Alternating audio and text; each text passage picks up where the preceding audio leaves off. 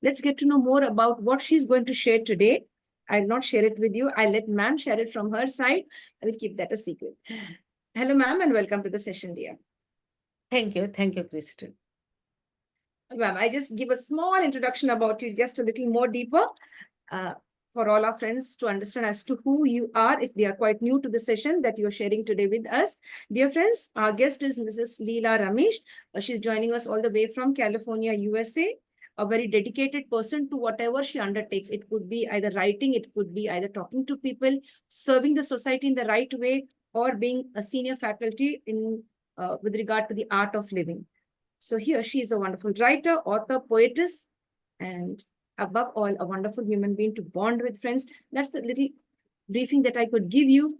Now we'll enter into this beautiful space to get to know as to what we are focused on. All of you love to be treated equally, right? So it's something based on equality.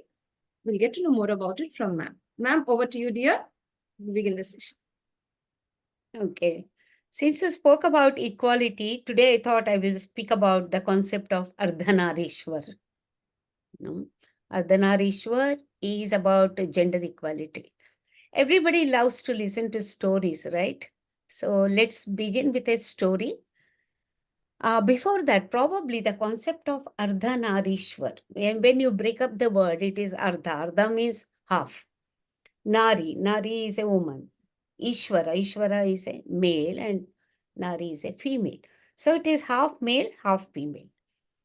Ardhanarishwara, if you have seen the picture of half Shiva and half Parvati in one body, that's a statue of gender equality. So the gender equality was first introduced by none other than Lord Shiva in Puranas. There is an interesting story which my guru has told all of us. Once there was a monk. He was very dejected with life, especially with women, and he goes off somewhere to Himalayas and he is meditating, but he is very fond of Lord Shiva. And with his powers, every day he circumambulates Shiva, only Shiva. Parvati is sitting next to him, but he does not like Parvati. So he leaves her out and he just circumambulates Shiva. Now, Parvati is quite angry. Why is he doing it? Why is he discriminating between me and you? I'm part of you. How can he exclude me? And Shiva also feels, yes, we are one. How can anybody come in between us? So let me do something. No, even though he is called Bholenath, very innocent. Shiva is a symbol of innocence, but he's also very skillful. So he tells Parvati, I have given everything of mine to you, my heart, my everything. Now let me give half of my body also to you. And then he merges half his body with Parvati. So the right side is Shiva, which denotes Purusha, and the left side is Prakriti, that is Parvati. Purusha is the mind, and left side Prakriti is the heart, the generative power. And without Shakti, Shiva is nothing. He is equal to Shava. So once that happens, they become one. Now this monk comes again to circumambulate Shiva, and he says that there is no way to do it. They are one now. So he had no other choice but to do the circumambulation to both of them. And then he realizes his mistake. It's my ego, my preconception about women that made me think like this. So I should not be doing it. He understands. He realizes his folly, and that is how the gender equality came into being. That's Ardhanarishwara concept. Now you might ask, what is the relevance today of Ardhanarishwara? We need to always come back to contemporary life. Otherwise, what is the point in discussing any Purana, any stories? No, it has to be contextual, present life. If you look at our Puranas, women were always accorded a very high place. They have always been given the first place in a family or even in nature, we call the earth Mother Earth. So the whole life, the Mother Earth is supposed, our Earth is supporting the whole life. She is called Mother Earth. That means Mother is the basis of everything. And if you look at the portfolios that are given to women in the Devas community, it is the knowledge is given to Saraswati, knowledge portfolio, wealth portfolio is given to Lakshmi, and the defense is given to Parvati or Durga. So without these three powers, it's called Chi Shakti, universe cannot run at all. The whole universe is run by this female Shakti. But without Shiva, he's an element of construction as well as destruction. Parvati is also incomplete. Without Shakti, Parvati, Shiva is also incomplete. So they are complementing each other. There is no competition. They coexist, they complement, and together they make the cosmos run. This is the idea from Puranas. And even then, women were given the first place. If you look at the names also, Lakshmi Narayan, we don't say Narayan Lakshmi. Radha Krishna, we don't say Krishna Radha. Sita Rama. It has always been the women who have come first. That is the kind of honor the society gave to a woman. But over a period of time, due to a lot of, probably as I see it, a lot of changes in the ethos, the conflict arose between men and women. And even in the Vedic period itself, it started, I think women were so powerful, maybe some of the men could not digest it. And that is how I believe they were stopped from learning Gayatri Mantra. It's so powerful. Gayatri Mantra is very, very powerful. Women were also chanting it. So probably men have felt they will become more powerful and they will start to rule the world. Already they are very powerful. Just to stop them from becoming more powerful, Gayatri Mantra was prohibited from chanting to women. There is one school of thought like that. And also performing the final rites of parents, the girls were denied, only the boys have to do it. So that is how the male shamanism started probably, in the very old Vedic period itself. But in the modern era, because of equal rights, girls were also more educated, equally educated, and they also began to feel we are no less. All these conflicts started, and that is how the male ego, it does not allow a woman to feel, equal or above them. And that there began the conflict and all these disruptions and divorces and separation and all these things started probably, I feel. If we had followed the nature, if you see in nature, the birds, if you just look at the birds, it's always the male bird which goes out and fetches the food and brings to the nest. The female bird lays eggs and nurtures the young ones. This is how Prakriti has made us. Nature intends the man to be a breadwinner and the woman to be a homemaker. There, the balance is maintained, harmony is maintained. Because there are certain things only a male can do, there are certain things only a female can do. Once we have tipped this balance, there also we lost something very precious. Harmony was lost. This is what happened, I feel. Over it, there is nothing right or wrong. It happened. So I'm going with the flow, whatever thoughts are coming to me. So this is the relevance today. Somewhere we need to again bring back that balance.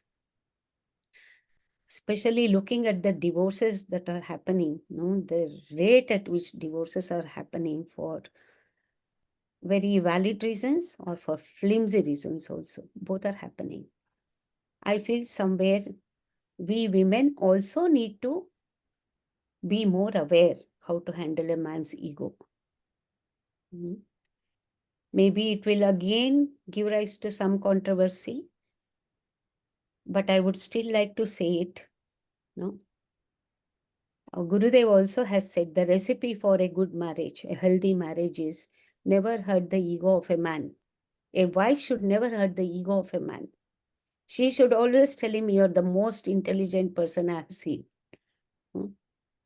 You have the best brain in the world. So what if you have never used it? You know, but still you are the most intelligent man." And a man should never trample upon the emotions of his wife. He should never talk ill of her parents, her siblings, her relatives. She can blame them herself. My father, I don't like it, they're doing this or all this. A wife can do, but you cannot say that. That will hurt her emotions. So be careful about not hurting the emotions of your wife, and be careful about not hurting the ego of your husband. Then your marriage will be very healthy, happy. So if we can take care of that in the present context, even then there is some kind of semblance of peace that can prevail in the present day marriages also, in spite of all the equality, tension, and challenges, and the stress of managing both home and work. In spite of all this, if we can still take care of this one basic element, there can still be healthy relationships. Then gender equality will be maintained, because the husband himself may feel like giving her a high honor position, and the wife also gives him. So instead of not me, not me, it will become like a you, the husband giving the highest place to his wife, and she giving highest place to him. Both of them, it's positive, positive, instead of negative, negative. Why should I? Why? It becomes positive, positive. It's easier said, I know, because I have been seeing in the young people's marriages a lot of commotion, which we never had in our time, of course. Mm. So this is what it is, the gender equality for me. Yes, dear. That's really nice. You explained the story of uh, Lord Shiva and Goddess Parvati in a very beautiful way, and how they merge together and they are one, and both are incomplete without each other. That's really very nice, ma'am. And you spoke on gender equality, how a woman should focus on respecting her husband and making him feel that he's the best person in her life. The focused Yeah. on that, that could prevent a lot of problems in the family, and the marriages can be saved, and vice versa as well. You asked the men not to hurt the emotions and sentiments of their better Yeah. halves. That's wonderful. Now, ma'am, what about gender? If when we speak about gender equality, we always forget the third gender. I would like you to focus your attention now with regard to the third gender, where respect and dignity should be given to them. It is the birthright of every individual to be respected. Yes, over to you. That's right. Yeah. Third gender, whatever you call it, there are various kinds of terminology used these days, like LGBTQI plus also. Whatever it is, it has been there from Vedic times. No? The third gender, and they were never looked at as a queer community like we look at it now. And nowadays it's changing, that's a different thing. See, we have various examples. Shikhandi, no? That comes first in my mind. She was born as Shikhandini, a girl. No, she was Amba in the previous life, who wanted to marry Bhishma, but Bhishma Pitamaha had ditched her, and she carried that revenge to the next life, and she was born a girl. And he has taken a boon that no man can kill him, because Bhishma, I think he undermined the importance of or the power of a woman, what a woman can do for me. So I want to be saved from men. They are of the valor. So this girl, Shikhandini, she converts herself into a man. Shikhandi, she becomes Shikhandi so that she can slay him as a man. So he gets slain. And there is also a story about Arjuna becoming Brahmanale. He was an eunuch. Like he was given a curse. He was cursed by Urvashi. She makes advances to him and he rejects her. So she carries that, anger in her, and she curses him to lose his masculinity or something. But that turns out to be a boon for him when he was in Agnatwas for a year, where nobody should recognize him. He uses that curse as a boon. He turns himself into a eunuch, a female, as a dance teacher, and he's called Brihannale. So there are various examples in Puranas where this third gender, a transgender, some of them who could just transform themselves into a male or a female, that is the power of devas. They can just transform themselves into any gender they want. There is also a story about Lord Krishna who became a female for one day to deliver a child for his devotee. On Shiva also, Mohini and Vishnu. He was the one who came as Mohini to give that Amrit to the Devas. So there is nothing unusual about it. There is nothing unusual. But over a period of time, I saw, even when I was young, I used to look at them in a very queer way also because I did not know any better. Mm. And all these movies also highlighted them, used them as comic relief. Now, if you see 80s and 90s movies, they are used as comic relief, which is very, very bad. Now, when I look back, how these people should have felt when they watched the movie, making fun of them. And they had only two ways to live, make their livelihood, either beg or be a sex worker. That's very bad, no? Whatever may be their gender or their sexual orientation, it's none of anybody's concern. They have the same brain, same heart, and they have the right to everything, equal rights to everything as any man or woman. No, they can be neither. But there is also a very beautiful story about these third gender, which I read some time back about Lord Rama when he was leaving Ayodhya upon his father's instructions. All the people of Ayodhya started following him to the Vanavas. And then he said, all men and women will stay back. Nobody will come with me. So he said he specified men and women don't come with me. So this third gender, they started following him. They went with him to Vana. So he asked, why are you all coming? He said, only men and women. We are neither men nor women. So we are with you. So Rama gets very impressed with their devotion, and he is the one who blessed them wherever something good happens, childbirth or wedding or any good occasion happens. You will be the first ones to go there, celebrate and bless. So just like Lord Ganesha, I think they have also given that first place for any auspicious occasions. So we forget all that, what Purana has taught us, and we get into the small-mindedness. And I was also reading about this Indian Penal Code in 1800s, there was no right. They had no rights at all. But I think recently they have changed it and they are enjoying equal rights. And they have a right to their education, to the health care, to everything. They should be able to live that normal life. Now, it is not that they have to ask for it except for the legal thing. They need not go and ask me or you, like, I want my rights, I want this, I want respect. They have to respect themselves and they have to stand up for themselves. They have to stand up. Once they respect themselves, when they stand up for themselves, others will definitely follow suit. They have no other way.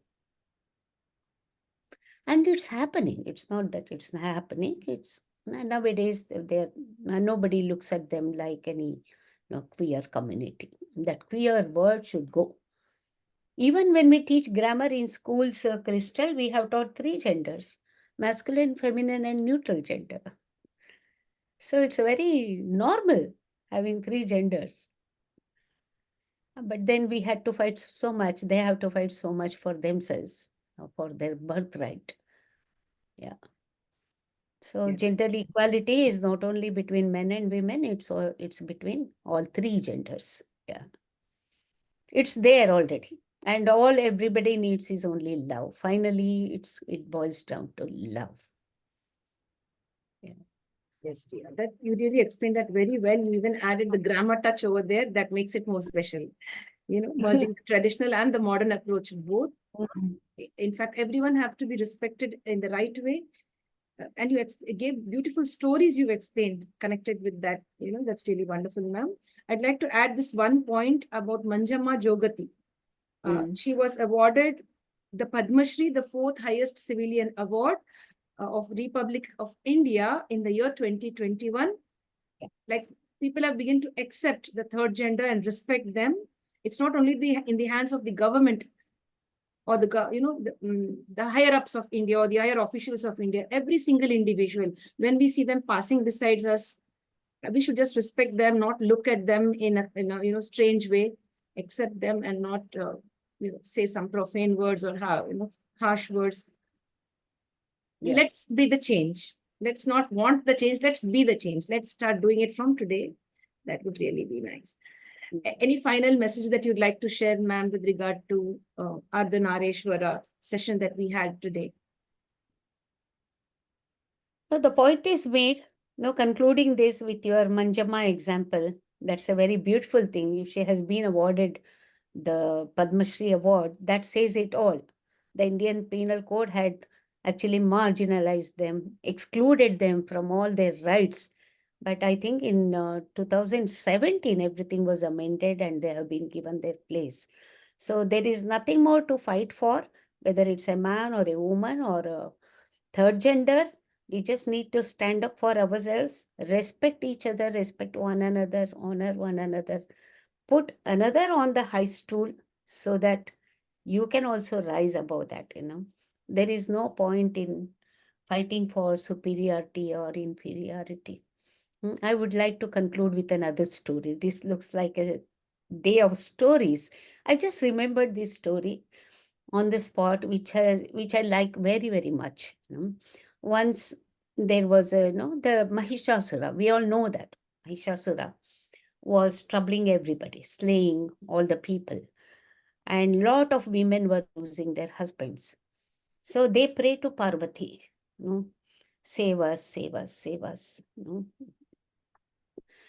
Now, she is Parvati. There is one particular devotee who is praying for her husband's life also, Mahishasura's life also. Don't slay my husband. Now, he is slaying every other woman's husband, and his wife is praying for the life of her husband. Don't slay him. Now, Parvati is in a dilemma. Then she is the docile wife. No, the women can assume any form that the situation demands. She is normally very, very cheerful, very pleasant, and she looks very dull. And Lord Shiva asks her, "What is the matter? You are always the prasanna chitta with a pleasant disposition. Now, what is the matter with you?" She says, "You are the Lord of the universe. And you have told me to slay this demon, Mahishasura. Now, Mahishasura's wife is my devotee. She is my staunch devotee. She is praying for me day and night to save her husband's life. Now, I don't know who to listen to.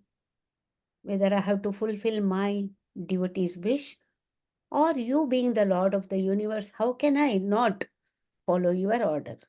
So, this is what is making me very disturbed. So, Lord Shiva gives her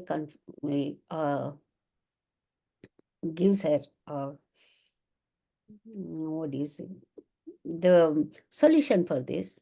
And he says, whenever there is a conflict between manasthiti and paristhiti, there's a conflict between your state of mind and the situation that is prevailing, you must always do what is dharma. You sacrifice one, no, Mangalya, we call it, the holy thread that is worn by every married woman. You sacrifice one Mangalya for the sake of saving thousands of other Mangalyas. That is dharma. Just to save one Mangalya, you cannot put thousands of Mangalyas at stake. Now Parvati is convinced. See, these are all very sensitive things. How difficult it must be for Parvati, and how easy it was for Lord Shiva to tell her what to do, what is the right thing to do, what is dharma. And how beautiful of Parvati to listen to her husband and do his command. It shows there is no ego hassle. There is no ego hassle. And then she goes, she assumes that fierce form. She's sitting on that chair and she's slaying the demon, with so much valor. And Shiva is watching all this. And after doing her whatever, her bidding, she comes back to Shiva and she's again in her Saumya form, in her gentle, that same very soft and gentle form. Now Lord Shiva says, I cannot believe this. No, I have seen you a few minutes ago, you were in such a fierce form. And after doing your job, and I see you again back to your own self, the soft and gentle and the usual Parvati. Now, how can you be like that? Only a woman can be like that. No, she can play any role to perfection as the situation commands. So this is a story that I like very much, and I apply it also many times in my life. Whenever there is a conflict between my manasthiti and paristhiti, I think of what is dharma now. What should I do now? There's a life lesson for all of us. And even though it is bitter, even though we may not like it, but still we have to do what needs to be done. Not what we like to do. What needs to be done, what is the right thing to be done, we need to do that. If we keep that in mind, all this gender equality, all the conflict, all everything, and keep love as the most powerful thing that love moves the world. Love as the most powerful force in this world. And everything will be hunky-dory, although it sounds like a fairy tale. It is still possible if each one of us make this happen. And I would also conclude by saying my usual thing, meditation is the way. Meditation, spiritual practices, knowledge, seva, relaxation. All this will bring us to that space of peace. When we are at peace with ourselves, no aggression can come to us. We are just a reflection of what happens outside. So let us keep that peace in our heart, so that peace will just radiate everywhere else. Each one of us. Yeah.